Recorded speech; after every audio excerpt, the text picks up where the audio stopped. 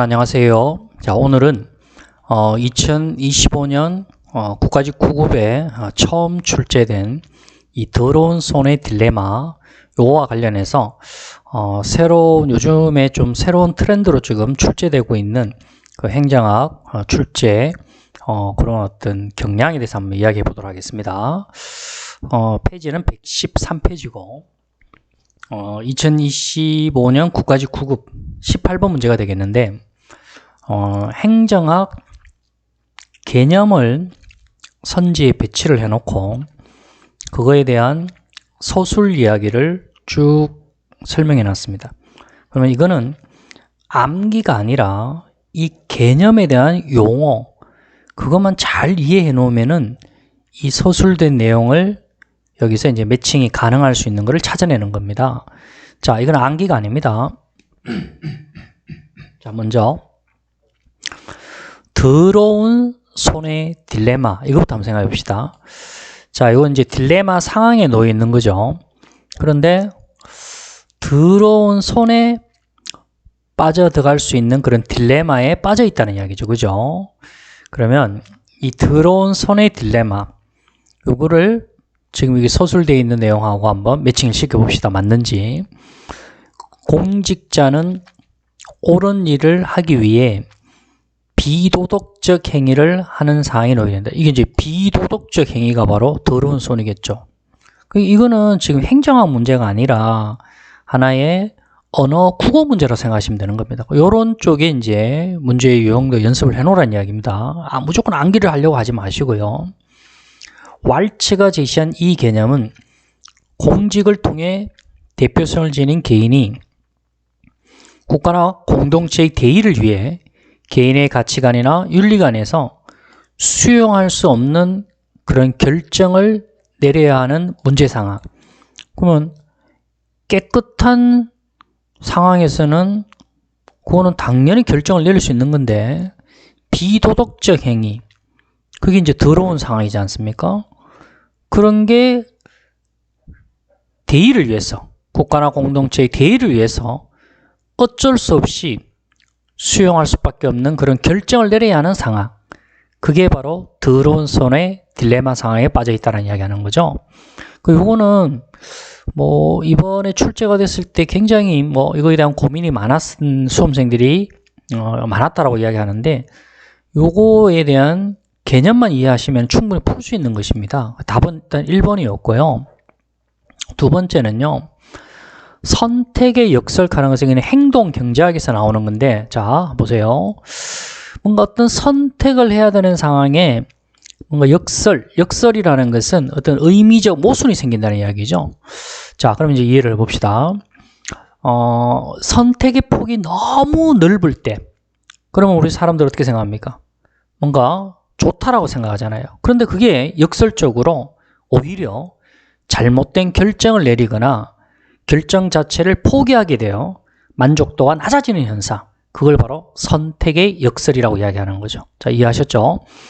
선택의 폭이 너무 넓으면 좋아야 되는데 그게 역설적으로 오히려 잘못된 결정을 내리거나 결정 자체를 포기하게 되어서 만족도가 낮아지는 현상, 선택의 역설이라고 합니다. 이거 이제 시험에 나올 수 있고요. 내년도 2026년 시험에 나올 수 있습니다. 자, 그 다음에 집단 행동의 딜레마는 선생님이 내용 중에 설명을 그 예시 상황을 좀 이해해 놓으랬겠죠. 겨울에 골목길에 눈이 너무 많이 왔습니다. 그래서 A라는 사람이 출근하려고 골목길 나왔는데 자기 앞마당까지 눈이 다 치워져 있는 거예요. 옆집에도 그렇고 그 건너편도 다 깨끗하게 다 치워져 있는 거예요. 그래서 이제 편안하게 출근할 수 있었다는 이야기죠. 그래서 이제 그 다음날 또 눈이 또 내렸는 거예요. 창밖을 보니까. 그래서 뭔가 나가서 자기 앞마당을 쓸어야 되는데 누군가가 해주겠지. 누군가가 우리 집 앞마당을 골목길을 쓸어주겠지. 이런 것이 바로 집단 행동의 딜레마라고 이야기했습니다. 자, 그럼 그 예시 상황을 이제 요거를 이론적으로 한번 문장을 한번 선생님이 설명해 보겠습니다. 그 상황을 이제 모든 개인이 이게 협력을 하면 더 나은 결과를 얻을 수 있지만 개인의 어떤 이기심이나 특히 아까 A라는 사람은 무임승차라는 거죠. 그런 무임승차, 그런 심리 때문에 공동의 노력이 이루어지지 못하는 상황, 그걸 갖다가 우리는 집단 행동의 딜레마라고 이야기했습니다. 이거 잘 외워놔야 되고요. 자, 그 다음에 편견의 동원. 이것도 이제 내년 시험에 나올 수 있다라는 이야기입니다. 자, 이 편견의 동원은 무의사 결정의 어떤 수단으로서 나타나는 건데, 샤츠 슈나이드라는 그 학자가 만들어낸 이론인데, 학자 이름만 외울 필요는 없고요. 자, 어떤 내용이냐 봅시다. 뭔가 편견이 동원됐다는 이야기지 않습니까? 자, 그러면 이제 편견적인 상황을 생각해 봅시다. 특정 그룹이 있습니다. 특정 그룹이 자신들에게 어떤 유리하게 작용하는 어떤 가치나 신념, 인식, 이거는 당연히 뭐겠습니까? 보편적 생각이 아니죠. 그거는 편견이죠. 그런 것을 이제 동원해서 상대의 목소리를 내지 못하게 꺾어버리는 거, 그걸 갖다가 이제 편견의 동원이라고 이야기합니다. 자, 또 이렇게 나올 수도 있죠.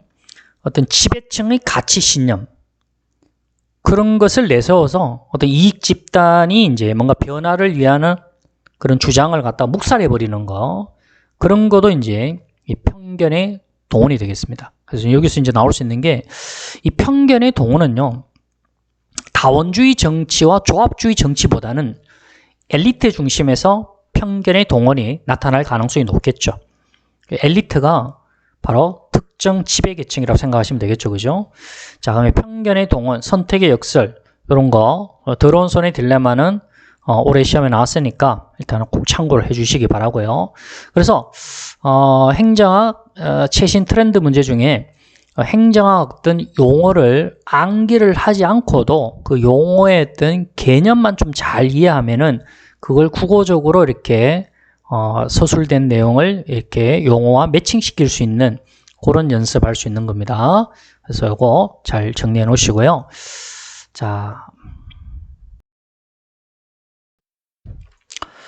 자, 이번에는 두 번째 문제, 134페이지입니다. 군무원 9급 문제죠. 요거는 2025년 군무원 9급이죠. 그렇죠. 2025년 자, 군무원 9급 23번 문제를 보는데, 역시 그 개념을 선지에 설명을 해놓고 그거에 따른 이제 서술 정보 이제 매칭시키는 문제인데, 여기서 이제 이 더러운 손의 딜레마는 앞에 문제에서 제가 설명을 했고, 요거 한번 보세요. 가두제의 철칙. 이거 암기가 아닙니다. 이 가짜가 적을 가짜가 되는 거고, 두자는 머리 두자가 되는 거죠. 그러니까 소수의 우두머리가 되는 거죠. 여기 보세요. 소수 간부에 나왔잖아요. 자, 이 개념은 소수 간부에 대한 권력 집중과 지위 강화의 욕구를 설명하며 미헬스가 명명하였다.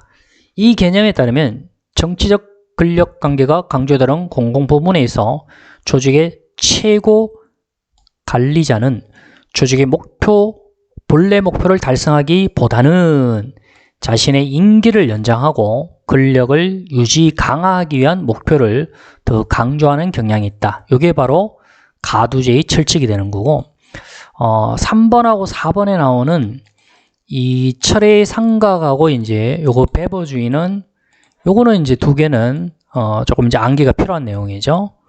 그러면 이제 적절하게 요거는 이제 그 용어의 개념을 알면 풀 수 있는 게 두 개가 있었고, 나머지 두 개는 철의 삼각하고 배버주의, 요건 좀 암기가 필요한 것이죠.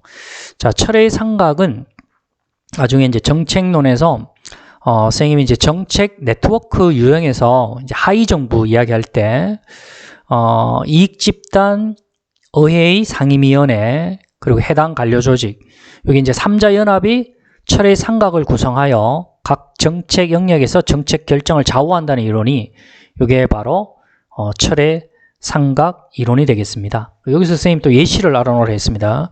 자, 예를 들어 이익집단, 대한약사회, 대한의사회가 있다면은, 그러면 이제 의회 상임위원회는 어떻게 되겠습니까? 보건복지상임위원회가 되겠죠. 그죠? 의료 정책을 담당하고 있는. 그러니까 거기에 해당 관료 조직은 뭐겠습니까? 보건복지부가 되겠죠. 여기에 시험에 자주 나오는 게 바로 정당은 들어가지 않는다라는 거, 그거 주의해야 되겠고요. 그 다음에 배버주의는요, 독일 사회학자 막스 베버가 있죠. 그래서 이 막스 베버가 행정학에서는 세 가지 체제에서 나옵니다. 조직 구조로서의 관료제론하고, 그 다음에 이제 베버주의 국가관이 있고, 그 다음에 이제 건의의 유형에서는 전통, 카리스마, 합법 있는데, 특히 이제 여러분 베버주의의 이제 국가관에서 그거 좀 알아놔야 됩니다. 자, 베버주의는요 국가주의를 말합니다. 정부 관료제의 어떤 절대적 자율성을 강조하는 건데, 거기에 비해서 이제 신베버주의는 국가의 상대적 자율성을 강조한다는 거, 그거 조금 정리해 놓으시기 바라겠습니다. 자, 그러면 앞에 문제하고 이 문제는 최근에 자주 나오고 있는 그 행정학의 어떤 개념, 그거를 서술 정보를 제시해 놓고 매칭시키는 문제, 그 문제를 연습했고요. 자, 다음 시간에는 그 딜레마 이론에 대해서 그거와 관련된 기출문제를 한번 분석해 보도록 하겠습니다.